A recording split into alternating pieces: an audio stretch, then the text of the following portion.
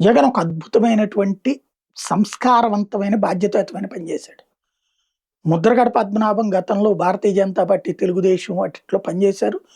ఎమ్మెల్యేగా, ఎంపీగా, మంత్రిగా 2 సార్లు చేశారు. ఆయా సందర్భాలలో ఒక స్థాయిలో వెలిగిన వాడే. ఆ తర్వాత ప్యూర్‌లీ కుల నాయకుడుగానే ప్రొజెక్ట్ చేసుకుంటూ వచ్చారు.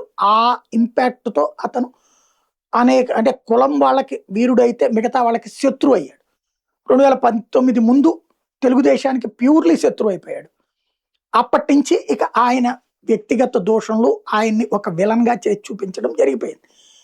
ఆయనని పెద్దరికం ఇవ్వడం సొంత కులంలోనే వదిలేశారు.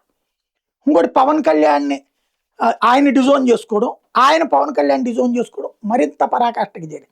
ఏదైతే పవన్ కళ్యాణ్ ఆ మధ్యన ఆయన ఇంటికెళ్తానని చెప్పినటువంటి వాడు ఆ తర్వాత ఆగకుండా వెళ్ళిపోవడంతో ఆ ఆవేశంలో నుంచి వైఎస్ఆర్ కాంగ్రెస్ పార్టీ వైపుకి టర్న్ అవ్వడం, ఇంకోటి తన కొడుకు భవిష్యత్ దృష్ట్యా ఇవన్నీ కూడా చివరిలో ఆయన్ని ఒక మైనస్ వైపుకి తీసుకెళ్ళాయి. అయితే చివరిలో కేవలం ఏడాదిన్నర ఆయన వచ్చి సీనియర్ వైఎస్ఆర్ కాంగ్రెస్ పార్టీ నాయకుడేం కాదు.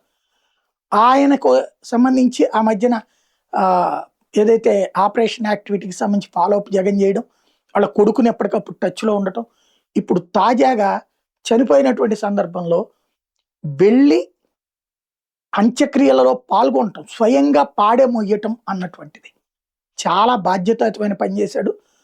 చాలా పెద్దరిక పని చేశాడు జగన్మోహన్ రెడ్డి. ఏదో వెళ్ళేసి నివాళులు అర్పించేసి పుష్పగుచ్చం ఇచ్చేసి అక్కడ వచ్చేస్తాడేమో. ఇంకోటి ఇటు ఆక్వా వాళ్ళ దగ్గరికి వెళ్ళి మళ్ళీ అక్కడికి వెళ్ళడం. ఆ సందర్భంగా అందరి కూడా ఇందులో అభినందనలు లేకపోతే ఎట్లాంటివి చెప్పను నేను. కానీ ఒక సంస్కారవంతమైన పని చేశాడని అనిపించుకున్నాడు.